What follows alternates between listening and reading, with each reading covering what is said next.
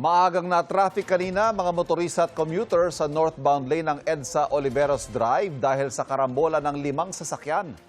Live mula sa Quezon City, may unang balita si James Agustin. James, na-clear na?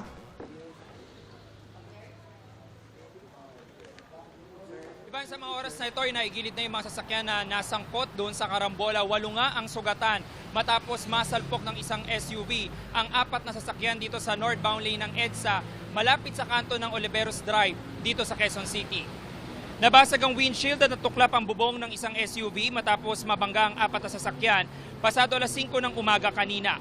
Ang mga nabangga, isang pickup, isang taxi at 2 motorsiklo.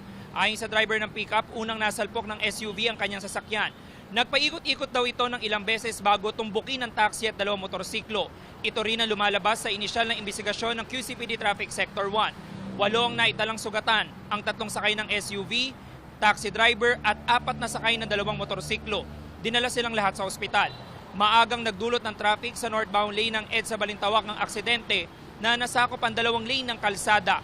Umabot ang tail end ng traffic sa Dario Bridge. Mag-alas 6:30 ng umaga na maigilid ang mga sasakyan na nasangkot sa aksidente. Pagtumbok niya sa pick-up ko, nakita ko talaga, tumawag talaga siya. Umikot siya. Pag-ikot niya, dito na siya na yung mga motor, tapos yung taxi yung sinagi niya. Buti na lang, pag sapol niya sa akin, nagka-brake ko agad. Kasi kung di ko nakasapol, o di ko naka-brake, doon siya sa ibabaw ng pick-up ko. Ang lakas yung takbo, talon niya.